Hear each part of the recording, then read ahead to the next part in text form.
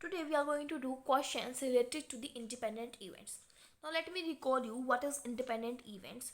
If I talk about two events A and B, then independent events में जो intersection होता है वो किसके इक्वल होता है, probability of A into probability of B के इक्वल होता है. Now let us see some questions related to that. First question, we have example number 3. A bag contains 19 tickets from 1 to 19. One ticket is drawn, then another ticket is drawn without replacement. Find the probability that both tickets to even number. हमें क्या show करना है कि दोनों tickets के पास क्या है, even number होना चाहिए. देखिए, let A B the event of drawing even number. की ए हमारे पास कोई इवेंट है जो ड्रॉ कर रहा है इवन नंबर को इन द फर्स्ट रो, और बी कोई इवेंट है जो सेकंड रो में नंबर कर रहा है. अब ए इंटरसेक्शन बी किसके इक्वल होगा, probability of A into probability of B के इक्वल होगा. ठीक है, इसको आप रहने दीजिए, आप ये याद रखिए, probability of A intersection B किसके इक्वल होगा, probability of A into probability of B. अब बात करते हैं probability of A. Probability of A हमारे पास किसके इक्वल होएगा,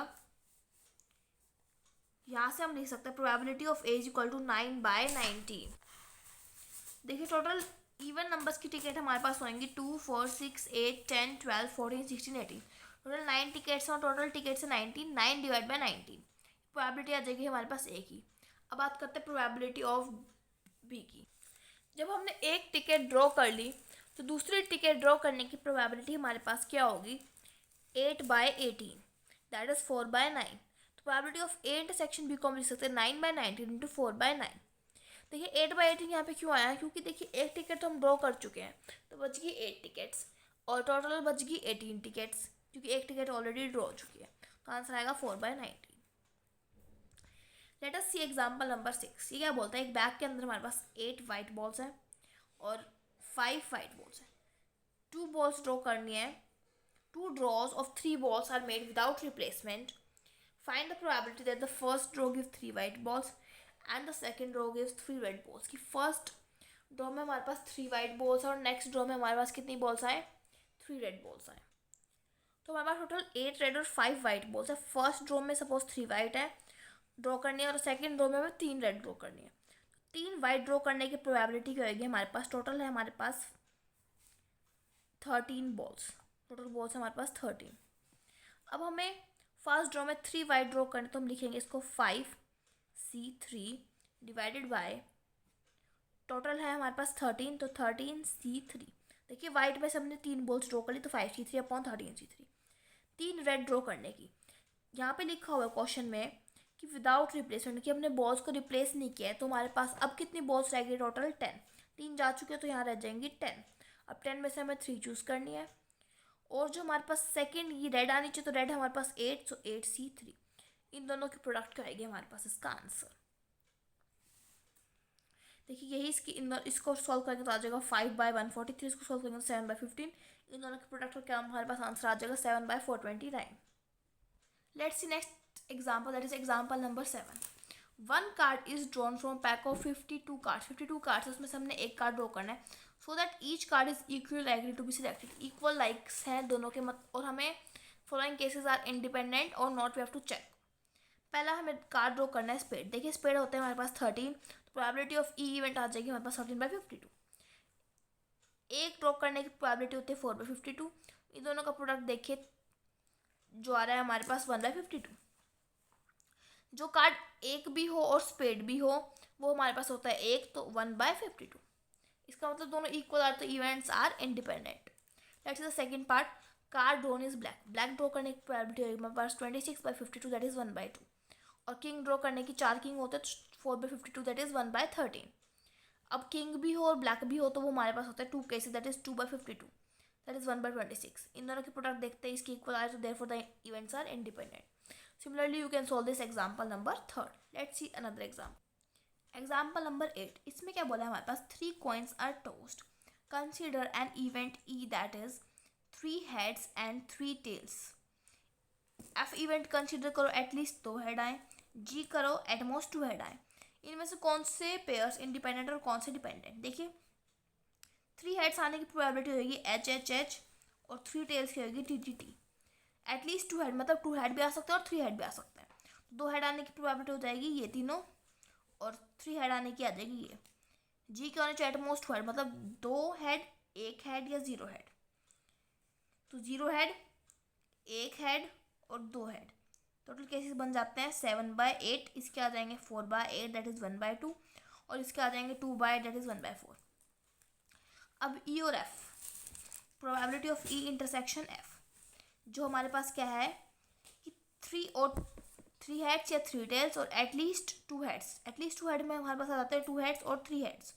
तो यहाँ पे 3 हेड्स और 3 हेड्स कॉमन आ रहा है, तो 3 हेड्स की प्रोबेबिलिटी होगी 1, तो दैट इज़ 1/8। अब देखिए ई और जी, ई हमारे पास ये है और जी है ये। इसके अंदर कितने हेड आ रहे हैं? 0 हेड, 1 हेड और 2 हेड। इन दोनों में कुछ कॉमन है, दैट इज एटमोस्ट, यहाँ पे बोला at most 2 head, that is 0 head, 1 head, 2 head. और यहाँ पे 3 टेल्स बोला, तो यहाँ 3 टेल्स से और यहाँ से कुछ कॉमन निकल के आएगा। देखिए यहाँ ई है, यहाँ जी है, तो इसमें से टी और टी कॉमन आ रहा है, दैट इज 1/8 अगेन। अब बात करते हैं एफ और जी। एफ और जी, अब इसमें भी देख लीजिए क्या क्या कॉमन आ रहा है इन दोनों में। HHT, HTH, THH, THH ये रहा। तो टोटल आ रहे हैं 3 केसेस, दैट इज 3/8। अब हम चेक करते हैं कि इनके प्रोडक्ट इनके इंटरसेक्शन के इक्वल आ रहा है या नहीं आ रहा है, for the events are independent और नॉट। तो प्रोबेबिलिटी ऑफ ई हमारे पास थी 1/4 और प्रोबेबिलिटी ऑफ एफ है हमारे पास 1/2। इन दोनों का प्रोडक्ट इसके इक्वल आ रहा है, therefore the events are independent. Similarly E G का चेक किया तो ई जी का इक्वल नहीं आ रहा, तो नॉट इंडिपेंडेंट। एफ जी का चेक किया वो इक्वल नहीं आ रहा, तो not independent. Let's example number 9। इसमें क्या बोला गया? 2 dice are thrown simultaneously if A B the event getting 6 on the first die, कि फर्स्ट डाई पे हमारे पास क्या है 6 आए, और B getting 2 on the second die. देखिए ए हमारे पास सेट बनेगा जिसमें 6 आए फर्स्ट डाई पे, तो 6/1, 6/2, 6/3, 6/4, 6/5, 6/6। और बी हमारे पास एक इवेंट है 2 आए सेकेंड डाई पे, यहाँ पे 2 आए, यहाँ पे कुछ भी आ सकता है, तो 3/2, 4/2, 5/2, 6/2। अब ए और बी इंडिपेंडेंट है, पहले इनका इंटरसेक्शन निकालते हैं। देखिए इनमें कुछ कॉमन आ रहा है, इनमें सिर्फ ये चीज़ कॉमन आ रही है, तो इसका इंटरसेक्शन आएगा 1/, टोटल आउटकम्स हमारे पास हो जाएंगे 36, 2 डाई थ्रो के 36 आ जाएंगे। प्रोबेबिलिटी ऑफ ए है हमारे पास 1, 2, 3, 4, 5, 6, दैट इज 6/36। और बी की है 1, 2, 3, 4, 5, that is 6/36, that is 1/36। therefore they are equal, therefore they are independent events. Next question देखते हैं। A die is thrown 2 times, A and B with the event same number on each die, same number आना चाहिए, and a total score of 10 or more। दूसरा event है जिसमें सम आना चाहिए 10, तो सेम नंबर आने की प्रोबेबिलिटी होगी 1, 1, 2, 2, 3, 3, 4, 4, 5, 5, 6, 6। तो हमारे पास आ जाएगा 6/36। और 10 आए, सम या 10 से ज़्यादा है, तो 10 आने का सम हमारे पास क्या है 10 आए, तो उसके केसेस बनेंगे 4, 6, 6, 4, 5, 5, 5, 6, 6, 5, 6, 6। तो बी आ जाएगा 6/36, दैट इज 1/6। अब इनमें कॉमन देखते हैं हम, कॉमन आ रहा है 6, 6 और 5, 5, तो 2/36, 2 केसेस आ रहे हैं, तो 2/36 दैट इज 1/18। अब इनका प्रोडक्ट रख के देखते हैं, ये इक्वल नहीं आ रहा, therefore they are not independent. Example 11. If A and B are two independent events, then show that probability of occurrence of at least one of the event कम से कम। ये एग्जाम्पल 11 में आपको ऑलरेडी इसमें 2 मेथड्स प्रोवाइड कर रखे हैं, मैं आपको एक और न्यू मेथड बताती हूँ। देखिए ए और बी 2 इंडिपेंडेंट इवेंट है, हमें फाइंड आउट करना है कि एटलीस्ट 1 की प्रोबेबिलिटी जी हो। तो एटलीस्ट का मीनिंग होता है हमारे पास A union B, so that can be written as probability of A plus probability of B minus probability of A intersection B. Independent events में इंटरसेक्शन बी को मैं क्या लिख सकती हूँ? Probability of A into probability of B. अब मुझे यहाँ क्वेश्चन में दिख रहा है कि यहाँ 1 दिख रहा है, तो मैं क्या करती हूँ, हमारी गिवन इक्वेशन में +1 कर देती हूँ, -1 कर देती हूँ। इस वाले टर्म को क्लस्टर कर लेती हूँ, that is probability of A -1। यहाँ से मैं प्रोबेबिलिटी ऑफ बी कॉमन निकाल देती हूँ, that is 1 minus probability of A, +1 तो है यहाँ। अब मैं क्या करती हूँ, इसमें से माइनस बाहर निकाल देती हूँ, तो आ जाएगा माइनस, तो 1 माइनस पी ए मैं दोनों में से कॉमन ले लेती हूँ, इंटू 1 माइनस पी बी +1। उसको मैं लिख सकती हूँ probability of A transpose into, तो यहाँ पर आ जाएगा probability of A transpose into ये पी बी माइनस, यहाँ से पी बी -1 आएगा, तो आ जाएगा minus of P B transpose +1 = 0। यहाँ से सकते हैं हम probability of this into probability of B का इंटरसेक्शन 1 माइनस दिस। तो हमने ये प्रूव कर दिया कि 1 माइनस ये इसके इक्वल है। लेट अस सी नेक्स्ट एग्जांपल। नेक्स्ट एग्जांपल देखते हैं, एग्जांपल नंबर 12।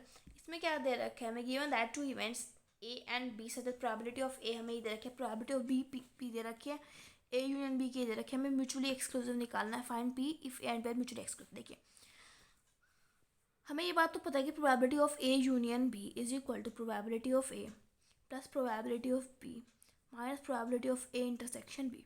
अगर इवेंट्स जो है म्यूचुअली एक्सक्लूसिव है, इसका मतलब कुछ भी कॉमन है, that is zero. That is probability of A plus probability of B is equal to probability of A union B. तो प्रोबेबिलिटी ऑफ ए पता है 1/2, प्रोबेबिलिटी ऑफ बी पता है p, और ये पता है 3/5।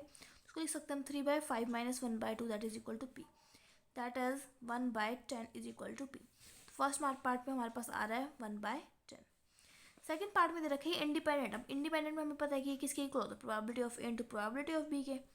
तो सेम बात ये करेंगे, 3/5 is equal to 1/2 plus p minus probability of A 1/2 और ये है p, तो 1/2 इंटू पी। तो ये दोबारा आ जाएगा 1/10 is equal to p minus 1/2 p, that is 1/2 p is equal to 1/10। तो यहाँ से p आ जाएगा हमारे पास 1/5। सेकेंड पार्ट में हमारे पास इसका आंसर आ रहा है 1/5। Next example, example 13। इसमें क्या दे रखे हैं, ए और बी दो इंडिपेंडेंट इवेंट्स है, ए ये दे रखा है, बी दे रखा है।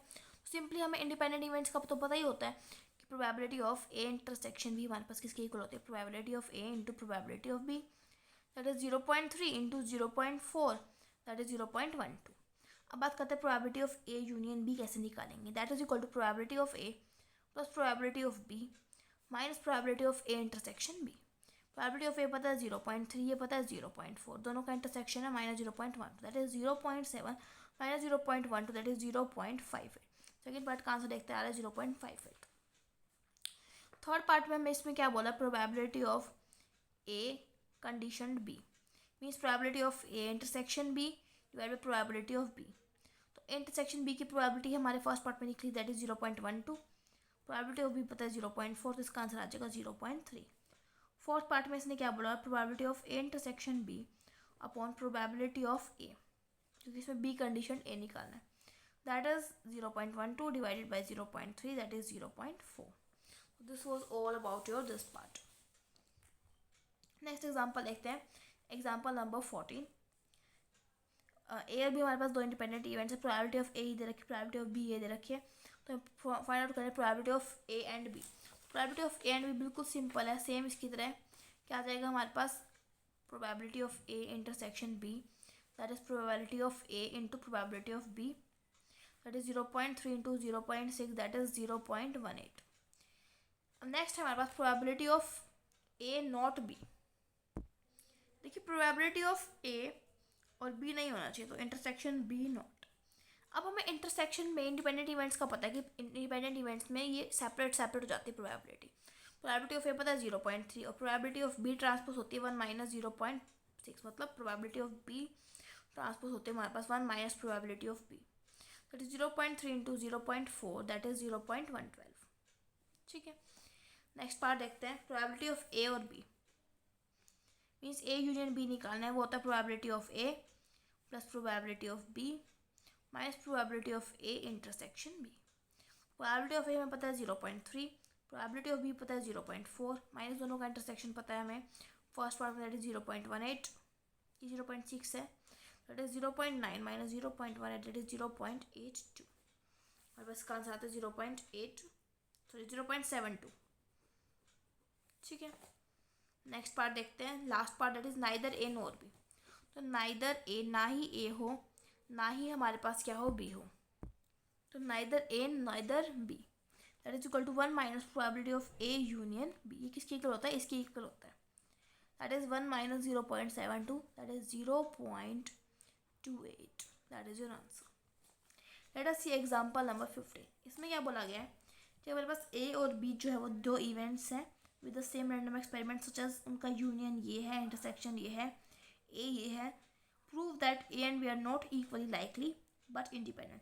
इक्वली लाइकली नहीं है लेकिन इंडिपेंडेंट है। तो देखिए अगर हमें इसमें ये दे रखे कि ए यूनियन बी ये दे रखा है, तो 1 minus probability of A union B हमें दे रखा है 1/6, तो यहाँ से हम ए यूनियन बी की प्रोबेबिलिटी निकाल सकते हैं, that is 5/6। Probability of A intersection B दे रखा है हमें, दैट इज़ 1/4, और प्रोबेबिलिटी ऑफ ए नोट दे रखा है तो हम प्रोबेबिलिटी ऑफ ए निकाल सकते हैं, दैट इज़ 1 - 1/4, दैट इज़ 3/4। इन तीनों चीज़ों से हम प्रोबेबिलिटी ऑफ बी भी निकाल सकते हैं कि हमें पता है probability of A union B is equal to probability of A plus is equal to probability of A plus probability of B minus probability of A intersection B. ठीक है, ए की प्रोबेबिलिटी हमें पता है यहाँ से 3/4, बी की नहीं पता, और ए इंटरसेक्शन बी की पता है -1/4। ए यूनियन बी की पता है 5/6, तो आ जाएगा 5/6 माइनस 3/4 प्लस 1/4, तो आ जाएगा सॉल्व करने के बाद हमारे पास इसकी वैल्यू आ जाएगी 1/3। प्रोबेबिलिटी ऑफ बी हमारे पास आ गई 1/3। तो अब देखिए यहाँ पे ये जो इवेंट्स है इक्वली लाइकली कब होता है कि दोनों के सेम चांसेस हो, लेकिन दोनों के सेम चांसेस नहीं है तो ये इक्वली लाइकली नहीं है, लेकिन इन दोनों का प्रोडक्ट इसके इंटरसेक्शन के इक्वल आ रहा है। देखिए 1/3 into 3/4 that is 1/4, therefore these are events are independent not equally likely. Next part में क्या बोला है, not mutually exclusive but independent.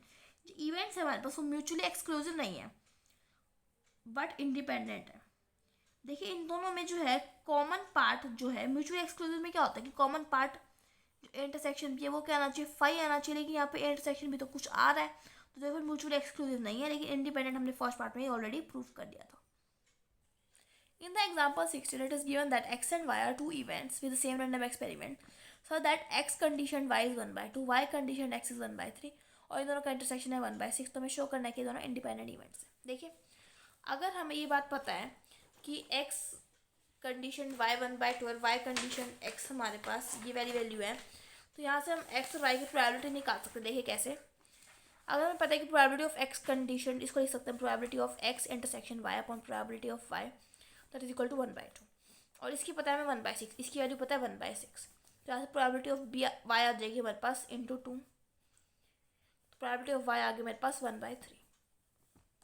Similarly इससे मैं निकाल सकती हूँ Y intersection X upon probability of X that is 1/3, ये पता है हमें 1/6, तो यहाँ से हमें पता लग जाएगा प्रोबेबिलिटी ऑफ एक्स क्या है हमारे पास 1/2। दोनों की प्रोबेबिलिटी पता लग गई, अभी दोनों का प्रोडक्ट देखते हैं, 1/3 into 1/2 that is 1/6, therefore the events are independent. Second part में क्या बोला है हमारे पास कि हमें x कॉम्प्लीमेंट y निकालना है। अब ये इंडिपेंडेंट इवेंट है तो हम इसको लिख सकते हैं probability of x into probability of this y। इसकी वैल्यू हमें पता है, x की वैल्यू पता है हमें 1/2 that is 1 - 1/2, probability of y पता है हमें 1/3 दैट इज 1/6, तो इसका आंसर आ जाएगा 1/6। अब बात करते हैं इनके यूनियन की। देखिए यूनियन निकालने का फॉर्मूला आपको पता ही है कि probability of x plus probability of y minus probability of x intersection y। Probability of x पता है दैट इज 1/2 प्लस 1/3 माइनस इनका इंटरसेक्शन पता है 1/6 that is 5/6 minus 1/6 that is 4/6 that is 2/3।